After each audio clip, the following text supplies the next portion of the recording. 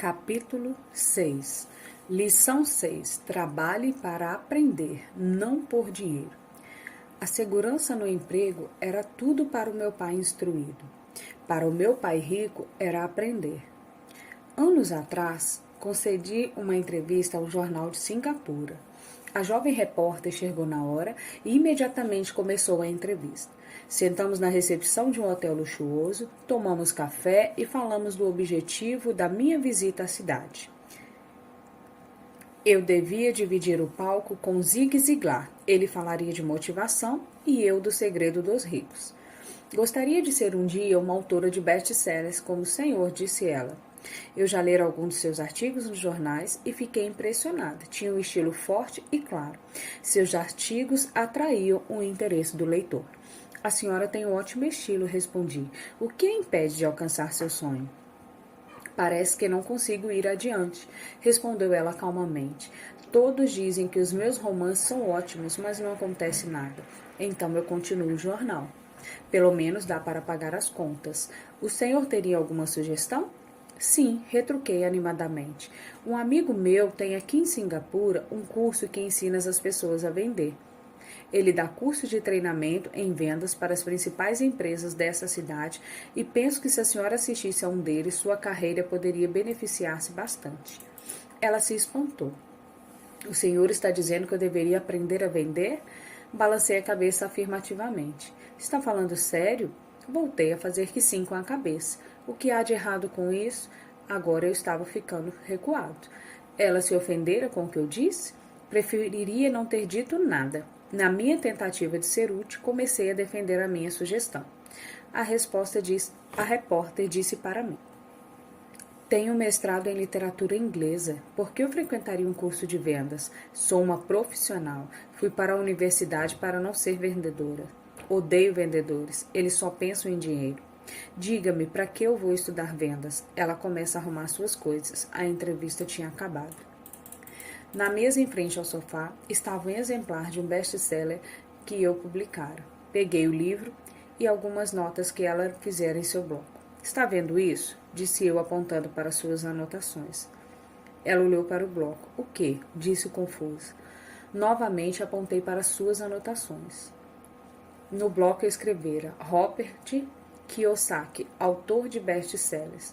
Aqui fala, autor de best-sellers, não diz melhor escritor. Falei calmamente. Seus olhos se arregalaram de imediato. Sou um péssimo escritor. Você é uma grande escritora. Eu frequentei cursos de vendas. Você tem um mestrado. Junte as duas coisas e você será uma autora de best-seller e uma boa escritora. Seu olhar estava enfurecido. Nunca me rebaixarei tanto quanto chegar a aprender a vender. Pessoas como o senhor não têm nada que ficar escrevendo. Eu fui treinada profissionalmente para escrever e o senhor para vender. Não é justo? Exasperou. Guardou o resto das suas notas e disparou pelas amplas portas de vidro para a úmida manhã de Singapura. Pelo menos na manhã seguinte, sua reportagem era equilibrada e favorável. O mundo está cheio de gente inteligente, talentosa, instruída e qualificada. Encontramos com elas todos os dias. Estão todas ao nosso redor. Alguns dias atrás, meu carro estava com problemas. Entrei em uma oficina e o jovem mecânico consertou em alguns minutos. Ele sabia que estava errado apenas pelo barulho do motor. Fiquei impressionado. Sempre fico chocado ao perceber ao quão poucas pessoas talentosas ganham. Ouvi outro dia que menos de 5% dos norte-americanos recebem mais de $100 mil ao ano. Já encontrei gente muito instruída, brilhante, que ganha menos de $20 mil por ano. Um consultor comercial especializado na área de saúde me dizia que muitos médicos, dentistas, fictopráticos têm dificuldades financeiras. Até então eu pensava que quando se formavam, os dólares choviam. Foi esse consultor que me disse que falta uma habilidade para que atinjam a grandeza. O que isso quer dizer é que muitas pessoas precisam apenas aprender e dominar umas habilidades a mais, e sua renda aumentará exponencialmente. Já mencionei que a inteligência financeira é uma sinergia entre contabilidade, investimento, marketing e direito. Combine essas 4 habilidades técnicas e ganhará dinheiro. Com dinheiro será mais fácil. Quando se fala de dinheiro, a única habilidade que a maioria das pessoas conhece é trabalhar mais. O exemplo clássico dessa sinergia era a jovem jornalista. Se ela aprendesse atividades de vendas e marketing, sua renda poderia aumentar de forma espetacular. Se eu fosse ela, faria alguns cursos de redação publicitária além de vendas. Então, em vez de trabalhar no jornal, procuraria um emprego em uma agência de publicidade. Mesmo se meu salário reduzisse, ela aprenderia a se comunicar sinteticamente como se faz com tanto sucesso na publicidade. Ela também aprenderia relações públicas, uma habilidade importante. Aprenderia a obter milhões em publicidade gratuita. Então, à noite e nos fins de semana, escreveria seu grande romance. Quando tivesse terminado, estaria mais apta a vender o seu livro, e assim em pouco tempo ela poderia se tornar uma autora de best-seller. Por que a educação fracassa? Muitos professores não têm experiência prática, não fazem o que ensinam. Eles não viveram de fato o que ensinam, cometeram erros, aprenderam com eles e aplicaram essa vivência conforme praticavam e se aprimoravam. As escolas nos ensinam a ler e memorizar. Acredito que estudar é a chave para implementar o que aprendemos. Kim e eu nos reunimos com nossos conselheiros várias vezes por ano e escolhemos livros para ler e estudar juntos. Como o cone de aprendizagem mostra, discutir e interagir são ótimas maneiras de aprender. Quando publiquei meu primeiro livro, Se Quiser Ser Rico e Feliz, Não Vá para a Escola, em tradução livre, um editor sugeriu que eu mudasse o título para A Economia da Educação. Falei que com um título como esse eu só conseguiria vender 2 exemplares, um para minha família e outro para meu melhor amigo. O problema é que eles esperariam ganhá-lo. O título agressivo, Se Quiser Ser Rico e Feliz, Não Vá para a Escola, foi escolhido porque eu sabia que isso obteria toneladas de publicidade. Sou favorável à educação e acredito em reforma educacional. De outra forma, por que continuaria insistindo em mudanças no nosso sistema de ensino antiquado? Por isso, escolhi um título que me permitisse ir a mais programas de televisão e rádio, simplesmente por causa da controvérsia. Muitas pessoas pensaram que eu era louco, mas o livro vendeu muito bem. Você deve saber um pouco de tudo, era a sugestão do pai rico. Quando me formei na Academia de Marinha Mercante dos Estados Unidos, em 1969, meu pai instruído ficou feliz. A Standard Oil da Califórnia me contratara para sua frota de navios tanque. Eu era terceiro imediato. Eu pagava. Era baixo em comparação ao dos meus colegas, mas era um bom emprego para um recém-formado. Meu salário inicial era cerca de 42 mil ao ano, incluindo as horas extras, e eu só trabalhava durante 7 meses. Tinha 5 meses de férias. Se eu quisesse, poderia ter ido para o Vietnã com uma empresa de navegação subsidiária e teria com facilidade dobrado meu salário em vez de descansar em férias. Tinha uma grande carreira na minha frente. Contudo, me demiti 6 meses depois e fui para a Marinha dos Estados Unidos para aprender a voar. Meu pai instruído ficou arrasado. Meu pai rico me deu parabéns. Nos contextos tanto escolar quanto profissional, estava na moda a especialização. Isto é, para ganhar mais ou obter uma promoção, era necessário se especializar. É por isso que médicos começam a residência imediatamente em uma área específica como ortopedia ou pediatria. O mesmo se aplica a contadores, arquitetos, advogados, pilotos e outros. Meu pai, instruído, acreditava no mesmo dogma. Ficou empolgado quando finalmente concluiu o doutorado. Ele muitas vezes admitia que as escolas recompensam as pessoas que estudam mais e mais a respeito de menos e menos. O pai rico me incentivava a fazer exatamente o oposto. Você deve saber um pouco de tudo, era a sua sugestão. É por isso que durante anos trabalhei em diferentes áreas das suas empresas. Por um tempo trabalhei no departamento de contabilidade. Embora eu provavelmente nunca chegasse a ser um contador, ele queria que eu aprendesse por osmose. O pai rico sabia que eu pegaria o jargão e uma noção daquilo que é importante e do que não é. Também trabalhei como ajudante de garçom e como operário de construção civil, bem como em vendas, reservas e marketing. Ele estava preparando Mike e a mim. Insistia em que nos sentássemos para assistir a seus encontros com diretores de banco, advogados, contadores e corretores.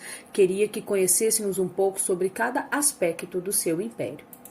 Quando abandonei o meu emprego bem remunerado na Standard Oil, meu pai instruído teve uma conversa séria comigo, estava perplexo. Não entendia a minha decisão de largar uma carreira que oferecia salário alto, grandes benefícios, muito tempo de folga e oportunidades de promoção. Quando me perguntou certa noite por que se demitiu, não consegui, por mais que tentasse explicar para ele. Minha lógica não se encaixava na dele. O grande problema é que minha lógica era do meu pai rico. A segurança no emprego era tudo para o meu pai instruído. Para o meu pai rico, era aprender. Meu pai instruído pensou que eu tivesse ido para o curso para aprender a ser um oficial náutico. O pai rico sabia que eu estava lá para estudar comércio internacional. Enquanto estudava, fiz transporte de cargas, naveguei em grandes barqueiros, em navios de passageiros pelo Extremo Oriente e pelo Pacífico Sul. O pai rico me incentivava a navegar pelo Pacífico em vez de ir para a Europa, porque sabia que as nações emergentes estavam na Ásia e não no velho continente. A maioria dos meus colegas de turma, incluindo Mike, ainda participava de festas nas suas fraternidades e eu já estudava comércio, pessoas, estilos de negócio e culturas no Japão, Tainan, Tailândia, Singapura, Hong Kong, Vietnã, Coreia, Tahiti, Samoa e Filipinas. Eu também frequentava festas, mas não em fraternidades. Cresci rapidamente. Meu pai instruído não conseguia entender porque eu me demitira do emprego e entrara para a Marinha dos Estados Unidos. Disse-lhe que queria aprender a voar, mas realmente queria aprender a comandar tropas. O pai rico me explicara que a parte mais difícil da condução de uma empresa é a gestão de pessoas. Ele passara 3 anos no exército. Meu pai instruído fora dispensado do serviço militar. O pai rico me falou do valor de aprender a liderar pessoas em situações difíceis. Liderança é o que você precisa aprender agora. Dizia, se não for um bom líder, receberá um tiro pelas costas, como ocorre nos negócios. Ao voltar do Vietnã em 1973, me desliguei, embora adorasse voar. Consegui um emprego na Xerox Corporation. Fui para lá por uma razão, e não eram os benefícios. Eu era bastante tímido, e a ideia de vender me parecia a coisa mais apavorante do mundo. A Xerox tem um dos melhores programas de treinamento de vendas dos Estados Unidos. Meu pai rico ficou muito orgulhoso de mim. Meu pai instruído ficou envergonhado. Sendo intelectual, considerava que os vendedores estavam abaixo dele. Trabalhei na Xerox durante 4 anos até que superei o medo de bater as portas e ser rejeitado. Ao alcançar permanentemente um lugar entre as 5 maiores vendedores, me demiti e fui em frente, deixando para trás outra grande carreira em uma ótima empresa. Ser empregado é estar pregado em dívidas. Em 1977, formei minha primeira empresa. O pai rico preparara Mike e eu para assumirmos empresas, de modo que agora eu precisava formá-las e colocá-las para funcionar. Meu primeiro produto, uma carteira de nylon e um velcro, era fabricado no Extremo Oriente e remetido para um armazém em Nova York, perto da escola que eu frequentara. Minha educação formal estava completa e era tempo de testar as minhas asas. Se eu fracassasse, estaria falido. O pai rico achava que era melhor quebrar antes dos 30. Você ainda tem tempo de se recuperar. Era seu conselho. Na véspera do meu 30º aniversário, a primeira remessa saiu da Coreia para Nova York. Hoje, ainda faço negócios internacionais. E conforme o pai rico me incentivou, procuro países emergentes. Atualmente, a minha empresa de investimentos abarca países da América do Sul e da Ásia, além da Noruega e da Rússia. Existe um trocadilho que me define bem.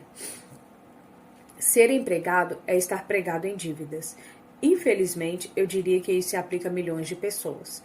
Como a escola não acha que a inteligência financeira é inteligência, a maioria dos trabalhadores vive dentro das suas posses, trabalham e pagam contas.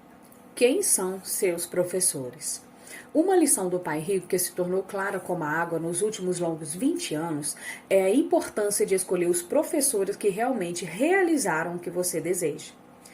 Há outra terrível teoria da administração que diz: os empregados trabalham apenas o suficiente para não serem demitidos, e os empregadores pagam apenas o suficiente para os trabalhadores não irem embora.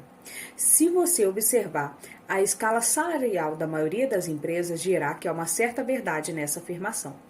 A consequência prática é que, em geral, os trabalhadores não progridem. Eles fazem o que forem ensinados a fazer. Conseguir um emprego seguro. A maioria dos empregados se concentra em salários e benefícios que o remuneram em curto prazo, mas que são frequentemente desastrosos em longo prazo.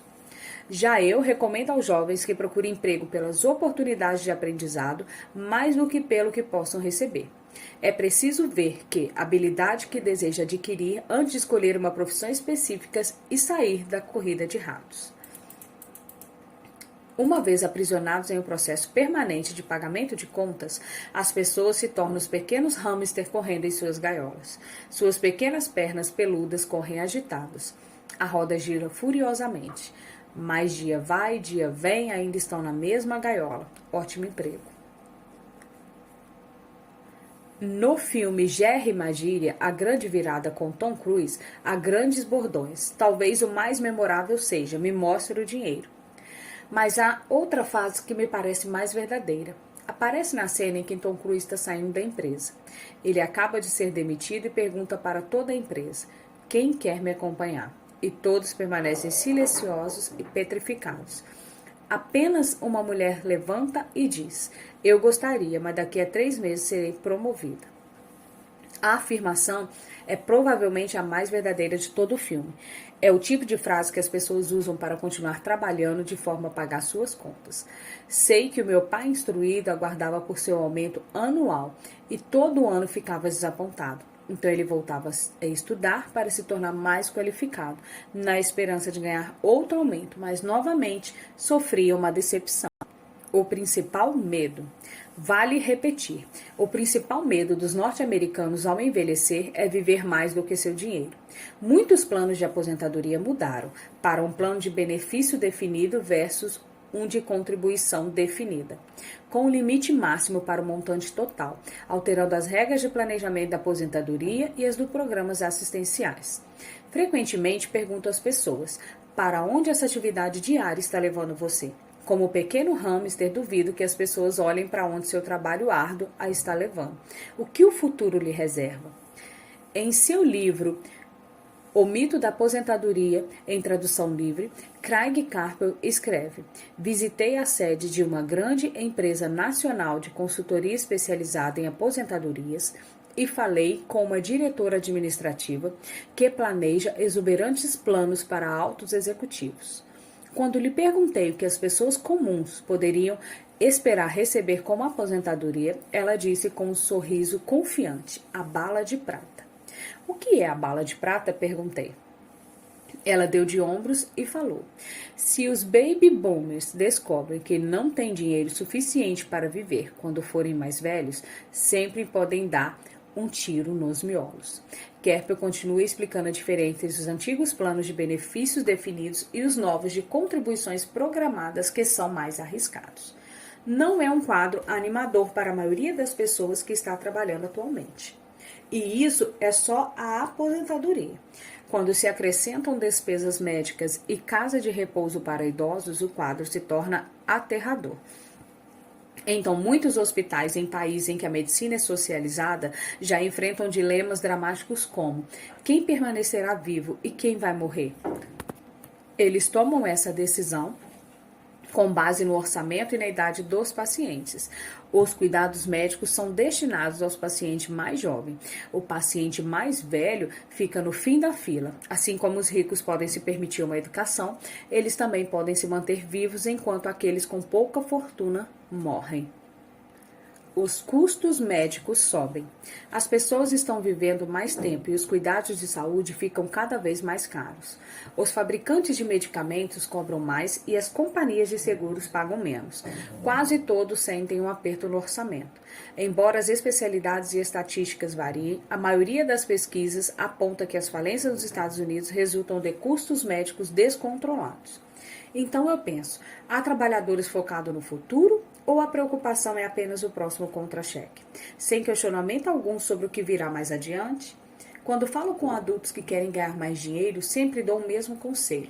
Sugiro que pensem em longo prazo. Em vez de trabalhar simplesmente pelo dinheiro e pela segurança, que são, admito, importantes, sugiro que procurem um segundo emprego em que possam aprender outra habilidade. Muitas vezes, recomendo que se integrem a uma empresa de marketing de rede, também chamada de marketing multinível, se quiser adquirir habilidade de vendas. Algumas dessas empresas têm excelentes programas de treinamento que ajudam as pessoas a suportar o medo do fracasso e da rejeição, que são as principais razões pelas quais a maioria das pessoas não é bem-sucedida. A instrução vale mais do que o dinheiro em longo prazo. Quando ofereço essa sugestão, ouço muitas vezes: isso é muito trabalhoso, ou só quero fazer o que me interessa. Quanto à primeira resposta, retruco: então o senhor prefere passar a vida entregando 50% do que ganha o governo? Quanto à segunda observação, digo: eu não tenho interesse em ir à academia de musculação, mas vou para me sentir melhor e viver mais. Infelizmente, a verdade é no velho ditado: não se pode ensinar truques novos a um cachorro velho. A menos que a pessoa esteja acostumada a se reinventar, é difícil mudar. Mas, para aqueles que ainda estão em cima do muro em relação à ideia de trabalhar para aprender algo novo, ofereço esta palavra de incentivo: viver é como ir à academia. A parte mais difícil é se decidir a começar. Uma vez feito isso, fica fácil. Em muitas ocasiões, ficava aborrecido de ter que ir para a academia, mas chegando lá, em movimento era ótimo. Depois dos exercícios, fico feliz de ter me decidido a ir. Se não estiver disposto a trabalhar para aprender algo novo e insiste em se especializar em sua área, assegure-se de trabalhar em uma empresa sindicalizada. Os sindicatos foram planejados para proteger especialistas.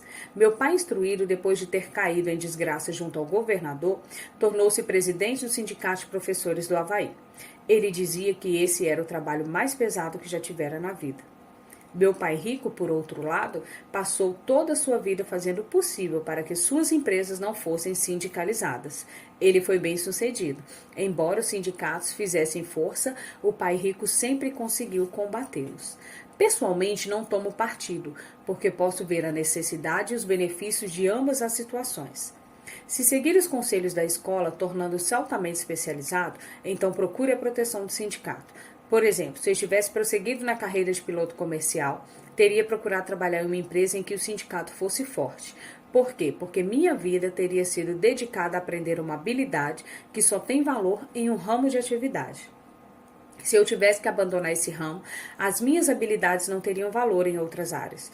Um piloto sênior com 100 mil horas de voo, ganhando $150 mil ao ano, teria dificuldades em encontrar um emprego com igual remuneração como professor. As habilidades não se transferem necessariamente de um ramo de atividade para o outro. Os pilotos recebem salários altos por possuir habilidades que não teriam valor, por exemplo, no sistema de ensino. Atualmente, o mesmo pode ser dito sobre médicos. Com todas as mudanças ocorridas na medicina, os especialistas têm de se agrupar em organizações médicas como planos de saúde. Sem dúvida, os professores precisam se sindicalizar. Atualmente, nos Estados Unidos, o Sindicato dos Professores é o maior e mais rico deles. A Associação Nacional de Educação tem uma força política tremenda. Os professores precisam da proteção do seu sindicato porque suas habilidades também têm valor escasso fora da área da educação.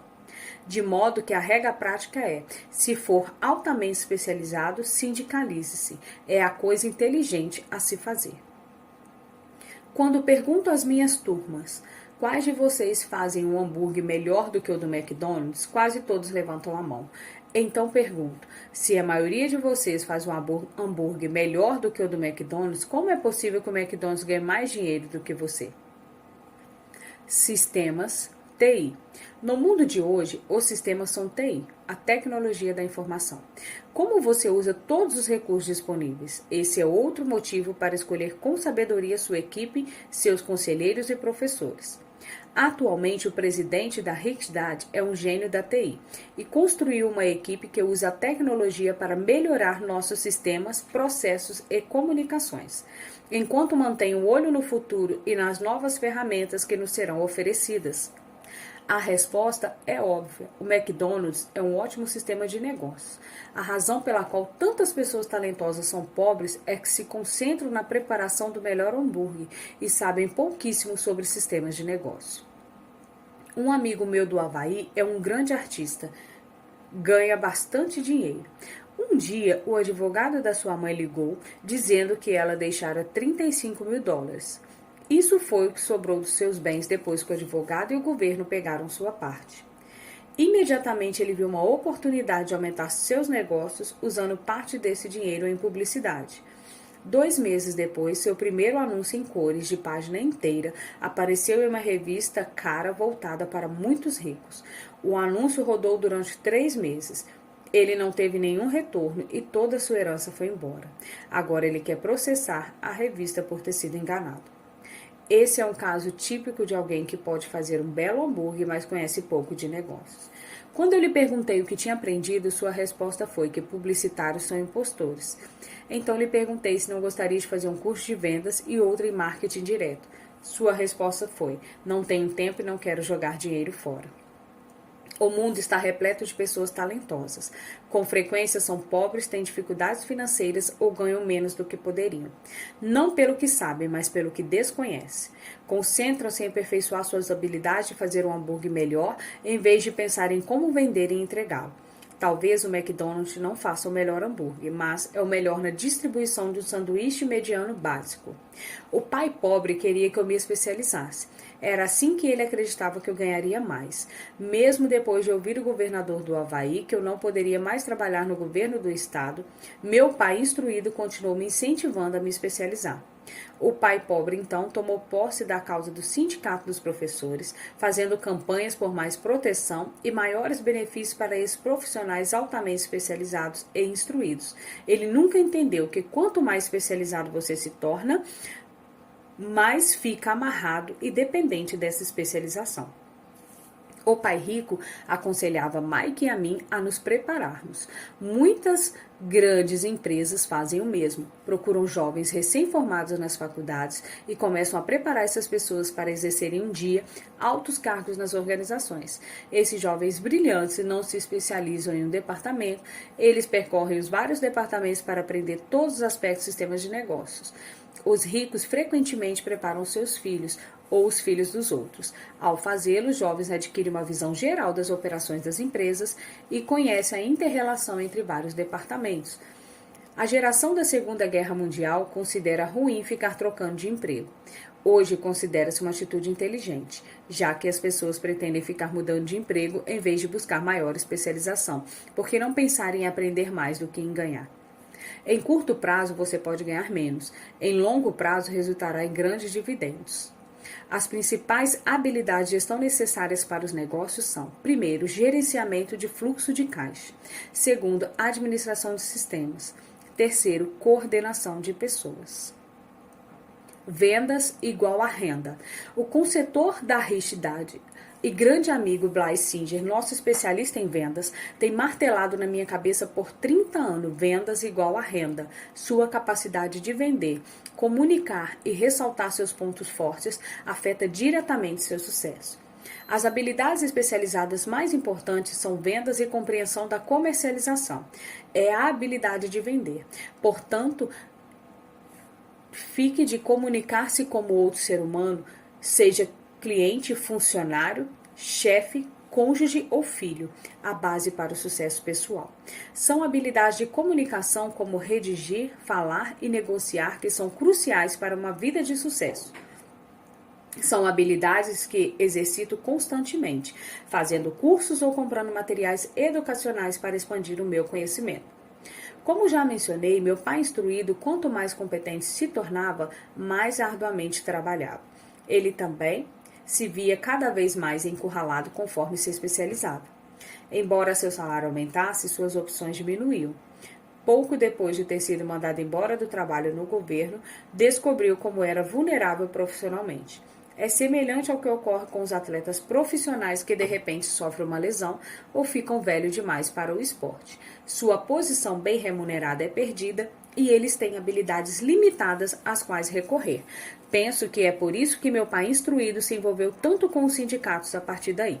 Ele percebeu o quanto o sindicato poderia tê-lo favorecido. O pai rico incentivou Mike e a mim a saber de tudo um pouco. Ele nos encorajou a trabalhar com pessoas mais espertas do que nós e a reunir pessoas inteligentes para trabalhar em equipe. Hoje isso seria chamado de sinergia de especialidades profissionais. Atualmente encontro ex-professores ganhando centenas de milhares de dólares ao ano. Eles ganham tanto porque têm outras habilidades além das especialidades de suas áreas. Eles podem tanto ensinar quanto vender e comercializar. As habilidades de venda e marketing são difíceis para muitas pessoas, sobretudo em decorrência do medo da rejeição. Quanto melhor você se comunicar, negociar e lidar com esse medo, mais fácil será a vida. Da mesma maneira que aconselhei aquela jornalista que queria se tornar autora de best-seller, repito isso para todos hoje em dia. Ter uma especialização técnica tem seus prós e contras. Tenho amigos que são gênios, mas não conseguem se comunicar efetivamente e, em consequência, seus ganhos são lamentáveis. Eu os aconselho a passar um ano aprendendo a vender. Mesmo se não ganharem nada, sua capacidade de comunicação melhorará, e isso não tem preço. Além de sermos bons aprendizes e vendedores e de entendermos de marketing, devemos ser tantos bons professores quanto excelentes alunos. Para sermos verdadeiramente ricos, devemos ser capazes tanto de doar quanto de receber. Em casos de dificuldades financeiras, frequentemente o que falta é a troca. Sei de muita gente que é pobre porque não é nem bom estudante nem bom mestre. Ambos meus pais eram homens generosos. Ambos tinham doar como primeira regra. A educação era uma de suas formas de doação. Quanto mais doavam, mais recebiam. Uma diferente evidente estava na doação de dinheiro. Meu pai rico doava altos montantes, doava para a igreja, para instituições de caridade, para a sua fundação. Ele sabia que para receber dinheiro você deve doá-lo. A doação de dinheiro é o segredo da maioria das grandes famílias ricas. É por isso que existem instituições como a Fundação Rothschild e a Fundação Ford. São organizações destinadas a pegar a própria riqueza e aumentá-la, bem como distribuí-la perpetuamente. Áreas de mudança. Os ventos da transição, da educação e de seus sistemas estão soprando. Com sangue jovem em Washington, há um novo requisito para a escolha da escola. Os estudantes procuram e até exigem professores com experiência prática. Eu sempre acreditei que mudar as coisas requer primeiro que eu me transforme. Hoje muitas pessoas escolhem a mudança e a defendem em um sistema antiquado e obsoleto. Os verdadeiros vencedores serão as crianças que poderão finalmente aprender sobre o dinheiro na escola. Meu pai instruído costumava dizer: quando tiver algum dinheiro sobrando, vou doá-lo. O problema é que nunca havia um extra. Trabalhava sempre mais para conseguir mais dinheiro em vez de se concentrar na principal lei do dinheiro. Dê e então receberá. Em vez disso, ele acreditava em receba para poder doar. Concluindo, me tornei meus dois pais. Uma parte de mim é um capitalista convicto que adora o jogo do dinheiro fazendo dinheiro. A outra é um mestre socialmente responsável que está profundamente preocupado com o crescente ato que separa os privilegiados dos desvalidos. Acredito que o principal responsável por esse abismo é o sistema de ensino obsoleto.